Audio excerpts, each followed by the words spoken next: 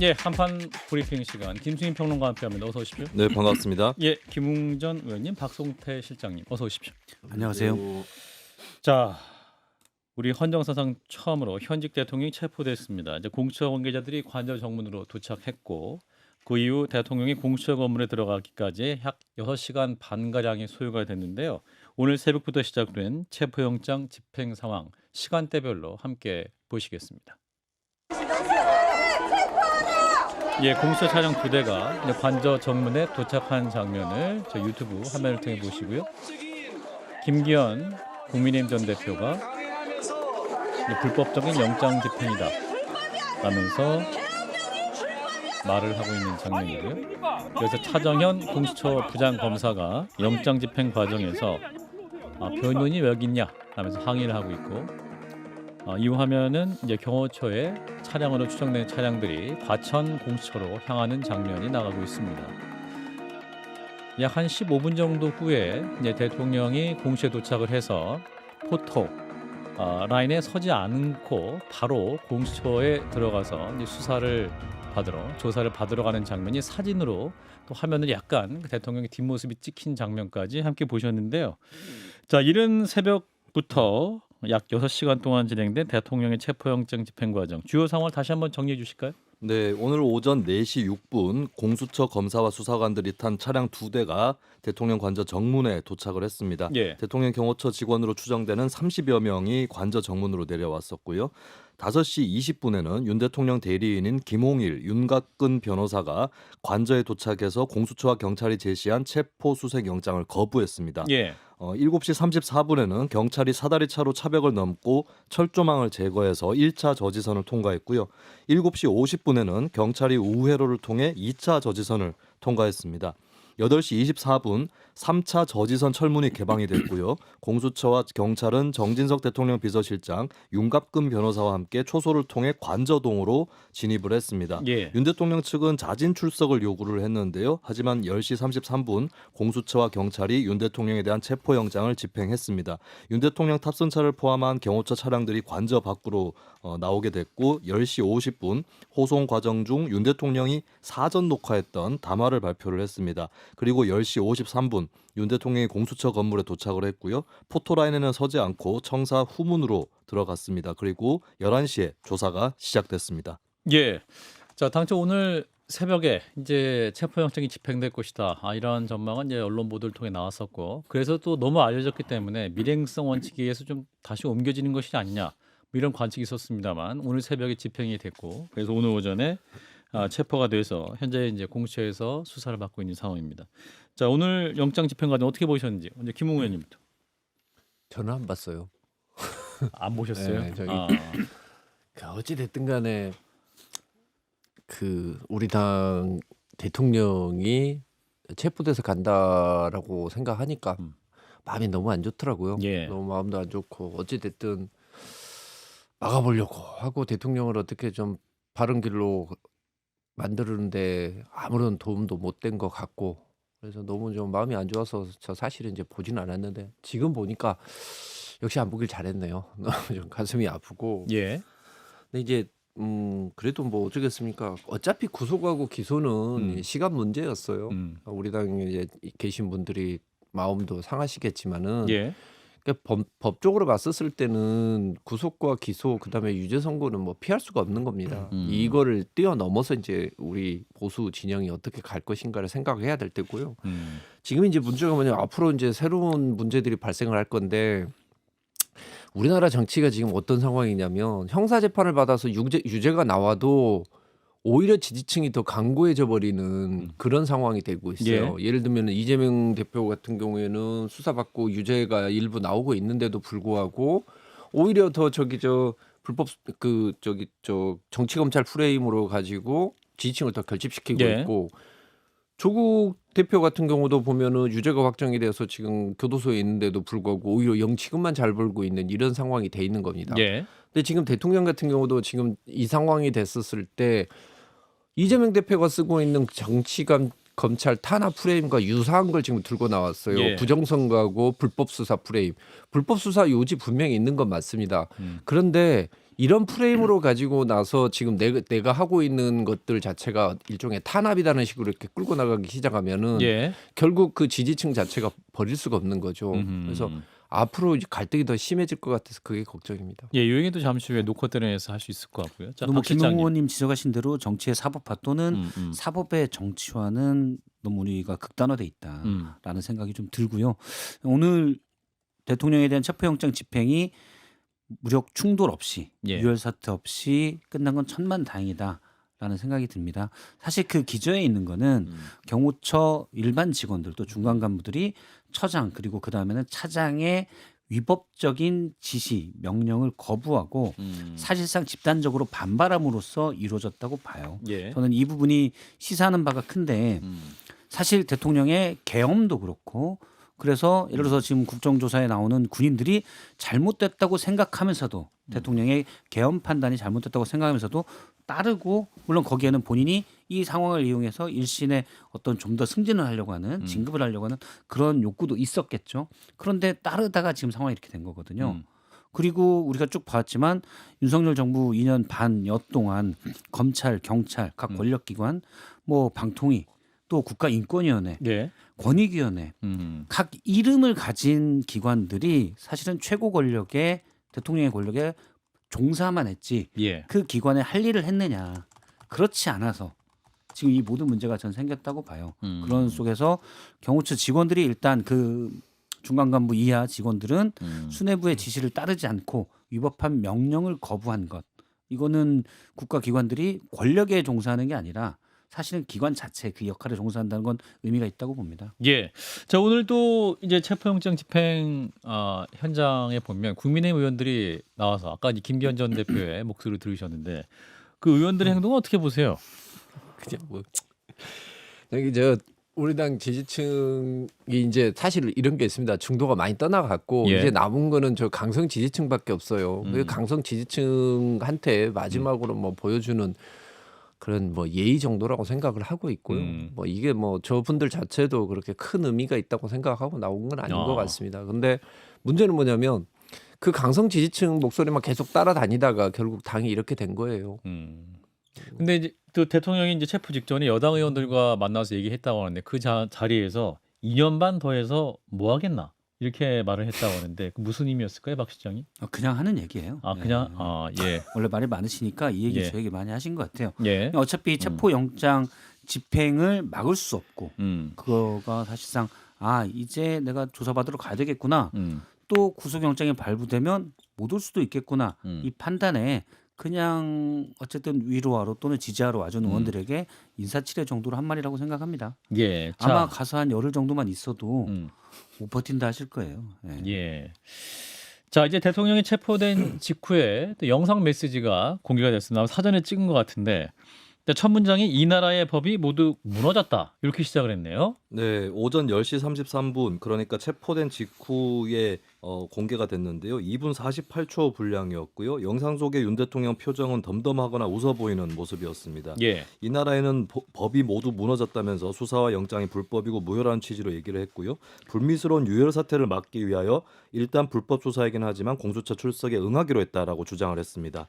그러면서 공수처 수사를 인정하는 건 아니다라고 했고 불법이 자행되고 무효인 영장에 의해서 절차를 강압적으로 진행하는 것을 보고 정말 개탄스럽지 않을 수 없다라고 말을 했고요. 예. ARS 최근 여론조사에서 청년층 지지율이 상승했다는 것을 의식한 듯이 우리 청년들이 자유민주주의의 소중함을 정말 재인식하게 되고 여기에 대한 열정을 보여주시는 것을 보고 있다면서 지금은 법이 무너지고 칠흑같이 어두운 시절이지만 이 나라의 미래는 희망적이라는 생각을 갖게 됐다 이렇게도 말했습니다. 예. 자, 영상이 공개가 됐고 이후에 이제 대통령의 SNS, 페이스북에 국민께 드리는 글이라는 제목의 6필 원고. 그러니까 본인이 직접 쓴 글이 좀 올라오기도 했는데. 네, 윤 대통령 페이스북 계정은 이 글은 새해 초 윤석열 대통령이 직접 만년필을 들고 밤새 작성한 국민께 드리는 글이라면서 6필 원고를 그대로 사진으로 올렸습니다. 예. 이 원고에서 윤 대통령은 좀 아이러니하지만 탄핵 소추가 되고 보니 이제서야 제가 대통령이구나 하는 생각이 든다면서 그동안 정신없이 일만 해왔다라고 강조를 했고요. 자유민주주의 아닌 민주주의는 가짜다. 외부 주권 침탈 세력의 적대적 영향력 공작을 경계한다 등의 이야기를 이야기를 이어나가다가 반국가 세력이 거대 야당이 되는 경우의 위험을 논하기도 했고 부정선거 음모론으로 넘어갔습니다. 예. 엄청난 가짜 투표지가 발견됐다. 전산 시스템이 해킹과 조작이 무방비다. 시정하려는 어떠한 노력도 하지 않았다 등의 주장을 했고요. 그러면서 이 상황이 전시사변에 준하는 국가 비상사태입니까 아닙니까? 라고 반문을 했고 계엄은 국가 위기를 국민들께 알리기 위해 했다는 취지로 주장을 했습니다. 필요 최소한의 병력만 투입을 했고 국회 계엄 해제 요구 의결 직후에 즉각 철수했다는 기존의 주장을 되풀이했습니다. 예. 자 일단 대통령의 메시지 그리고 영상과 이제 어떤 육필 원고 이거 두 가지 보면 크게 두 가지 메시지가 있습니다. 하나는 이 나라의 법이 모두 무너졌다. 불법에 자행되고 있다. 또 무효다. 뭐 이런 얘기도 있었고 여기서 부정선거론이 또 크게 두 가지 축으로 들렸는데 일단 어떻게 들으셨습니까, 김웅 의원님부터? 네, 대통령 그거예요. 본인이 했던 그 행동에 대해서 정당성을 부여하기 예. 위해서 뭐 나는 저기 자유민주주의를 위해서 싸웠다라고 이야기를 하고 있는 거죠. 근데 자유민주주의라는 건 뭐냐면요. 대통령 앞에서 대통령한테 싫은 소리 했을 때 예. 입을 틀어막고 끌려 나가지 않는 게 자유민주주의예요. 예. 그러니까 대통령이 했던 모습이 과연 자유민주주의에 맞는지에 대해서 본인이 좀 생각을 하셔야 되고 그러면서 지금 대통령은 부정선거를 가지고 지금 결국 본인의 이걸 일종의 이제 이재명 대표가 썼던 정치검찰 프레임하고 비슷한 걸 지금 쓰고 가고 있는 거거든요. 그래서 마치 자기가 자유민주주의의 잔다르크라는 식으로 이렇게 보이게 하기 위해서 지금 하고 있는 건데 예. 제가 몇 번이라고 이야기를 하지만 부정선거 이야기 할 때마다 제가 드리고 싶은 말씀은 그거예요. 우리 당 의원들 중에서 선관위 쫓아가서 정말 난리에 가깝게 그 선거 관리 자체에 대해서 항의했던 사람은 저하고 유경준 의원밖에 없습니다. 예. 다른 의원은 거기 갔는데 선관위 무서워서 말 한마디 못했어요. 그때 우리는 가서 난리쳐서 사무총장, 선거실장, 선거국장 다 다음날 사표받게 만든 게 접니다. 예. 부정선거가 만약에 조금이라도 그게 가능하다고 하면은 제가 난리를 치지 제가 가만히 있겠습니까? 그리고 나서 제가 이런 이야기를 했더니 누가 이번에 뭘 보내왔어요. 사진을 보여주면서 빳빳한 선거 용지를 보면서 이게 말이 되냐라고 이야기를 하는데 거기 보면 2번 찍혀 있어요. 윤석열 아니 윤석열이 아니고 이재명? 아니요 저기 2번? 국회의원 선거였었는데 예. 2번에 도장이 찍혀 있어요. 그 빳빳한 종이에. 예. 그럼 그게 만약에 부정선거 증거면 뭡니까? 우리 당이 부정선거했다는 게 돼버리는 거지. 그걸 가지고 와서 저한테 이걸 보고서도 어떻게 전 의원님으로서 이렇게 불의를 눈을 감을 수 있냐는 거예요. 그래서 내가 잘 보시라고 2번 찍혔네요. 라고 이야기를 하니까 앞에만 2번이래요. 그러니까 근데 그런 지금 부정선거 이야기하고 나서는 진짜 우리 당은 절대 다시 못 섭니다. 예, 그 대통령 육필 온 걸 보면 이 부정선거 관련 얘기는 굉장히 길게 써 있어요. 그 A4 용지를 보면 한 두세 장 분량이기도 한데 예. 박 실장님. 저도 그 부분에서 이런 표현이 나옵니다. 대통령이 직접 쓴 원고에서 예. 다수의 시신이 있는데 살인범을 특정 못했다고 해서 살인이 아니다, 자연사다라고 우길 수는 없는 것이다 이런 주장이 나오는데 예. 저는 이 부분에서 대통령의 망상의 논리를 봤어요. 그러니까 시신이 있으면 예를 들어서 살인 행위가 그 전에 있었겠구나라고 분석하거나 의심, 의혹, 예측을 할 수가 있겠죠. 예. 그런데 부정선거는 결과로서 원인을 파악하는 게 아니고 부정선거라는 과정이 있어야 그 결과를 볼 수 있는 거잖아요. 그렇죠. 그런데 대통령은 결과에서 원인을 유추하는 거예요. 그러니까 즉 뭐 시신이 있으니까 살인 사건이 있었다라는 것처럼 민주당이 어떻게 1등이 됐지? 나를 제치고 저분이 어떻게 당선이 됐지? 그런 면에서 그럼 부정선거가 결정적으로 있었구나. 부정선거가 있었으면 본인이 당선된 게 부정선거인 거 아니에요? 그렇죠. 물론 아니, 그 때문에 그래도 0.73밖에 차이 안 났다는 주장을 하긴 원래 한 하는데 10% 이기는 건데 부정선거가 일어나서 0.7% 이긴 거다는 거예요. 그래서 제가 그것도 물어봤어요. 그러면 지방선거는 어떻게 해서 이기게 됐느냐? 자기들이 그거를 감시를 했기 때문에 그때는 부정선거가 안 일어났다는 거예요. 예. 그러니까 부연 선거로는 민경욱 전 의원이 예. 그 뭐 고발도 하고 다양한 재판부에서 이미 다수의 재판부에서 부정선거 의혹이 돼서 이건 아니다라고 한 거예요. 예. 그런데 여전히 망상에 빠져서 얘기를 하는데 저는 이 망상도 핑계라고 봐요. 본인이 하고 싶은 대로 하는데 야당은 자꾸 목소리를 높이고 언론도 비판하니 이 사람들은 부정선거에서 당선된 반국가 세력, 언론도 마찬가지. 이렇게 봤다고 봅니다. 그래서 논리를 만들어낸 거예요. 김수민 평론가도 어떻게 보셨습니까? 뭐 대통령의 네. 뭐 영상 메시지 있었고 6필 원고 내용도 소개해 주셨는데 짚어주실 부분이 있다면. 윤 대통령이 지금까지 녹화된 영상이나 이런 것들을 몇 번을 틀었거든요. 예. 근데 결국에 그때 전후에 무슨 일이 있었는지를 좀 종합적으로 파악하면 이 영상 메시지가 주는 신호가 있습니다. 보여주지 않겠다, 소명하지 않겠다, 질문받지 않겠다. 라는 일방적 메시지 성격이 상당히 강하다. 수사 임할 때도. 그렇죠. 예. 그래서 이번에도 그게 또 드러난 것이 아닌가 싶습니다. 예. 자, 그리고 무엇보다 좀 아이러니하지만 탄핵 소추가 되고 보니 이제서야 제가 대통령이 됐구나라는 생각이 든다. 이 메시지를 듣고 굉장히 이제 비현실적이다는 반응 많이 있었는데 어떻게 들으셨어요? 이 말씀은 왜 하실까요? 아니 저거죠. 아까 말했듯이 이제 본인을 희생자 그 위치로 이렇게 자리매김을 만들기 위한 그런 겁니다. 그러니까, 순교자? 예, 일종의 순교자인 거죠. 난 자유민주주의를 위해서 그다음에 뭐 부당한 외세 침입에 대해서 거기에 대해서 거련히 맞서다가 지금 비운의 이런 그 주인공? 저기 쫓겨난 왕이 된 것이다. 라는 식으로 자기를 지금 만들어 나가는 거죠. 근데 글쎄요. 저는 제가 봤었을 때 대통령은 그냥 자기 성질대로 안 돼서 그때 계엄하신 거라고 봐요. 그러신 걸로 보고 있고 거기에 이제 저 선관이 하나 끼어 들어간 거고 대통령이 돼서 만약에 부정선거가 맞다고 하면 대통령 그 자리에서도 얼마든지 밝힐 수 있습니다.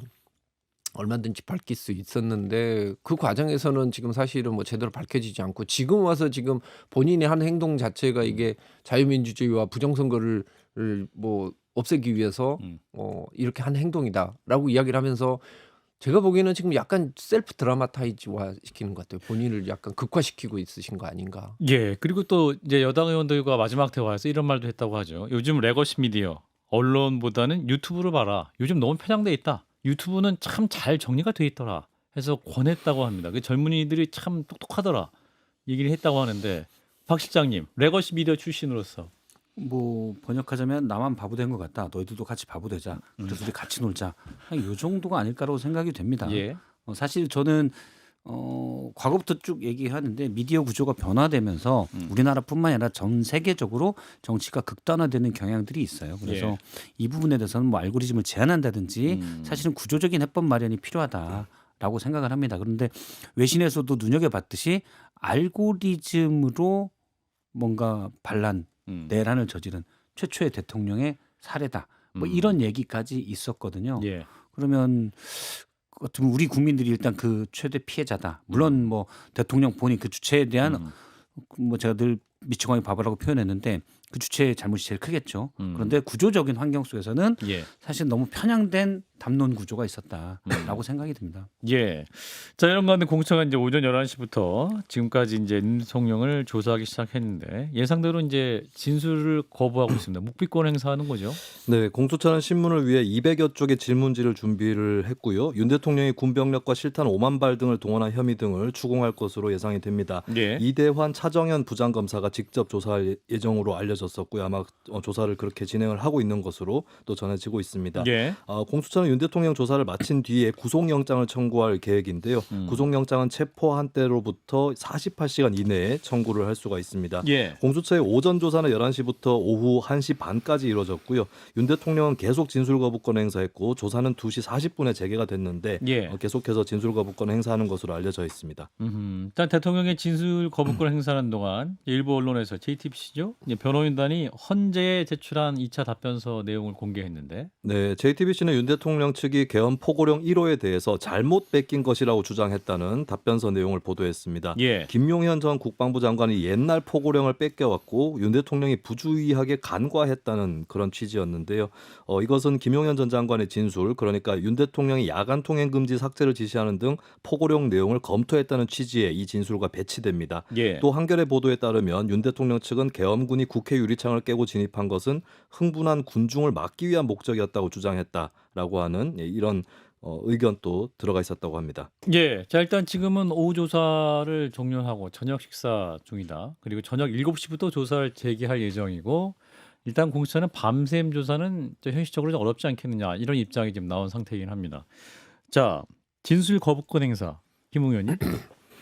뭐 대통령 진술 거부권 행사는 뭐 당연한 거고 그거는 이제 헌법상의 권리입니다. 예. 그래서 이제 진술 거부권 행사를 거기에 대해서 이제 일부 민주당에서 뭐 비난을 하던데 뭐 이재명 대표도 옛날에 대장동 비리나 성남 FC 사건 때 다 진술 거부하셨고 조국 대표도 자신의 비리에 대해서는 전부 다 진술 거부를 했습니다. 그래서 진술 거부권 자체에 대해서는 헌법상의 권리이기 때문에 그걸 행사하는 것은 뭐 그거에 대해서 문제 삼으면 안 된다고 보고. 예. 근데 하다 마나 어차피 별 소용이 없어요. 왜냐하면 그 지금 제가 알기로 검찰에서 이미 수사 받아놓은 내용들이 워낙에 단단하기 때문에 예. 증거 자체는 저 확실합니다. 음. 그래서 여기서 뭐 48시간 동안 저 어차피 진술을 하든 안 하든 어차피 결론에는 별 차이가 없을 거고 법정에 가서 이제 결국 검찰에서 받았던 조서의 증거 능력 가지고 다투겠죠.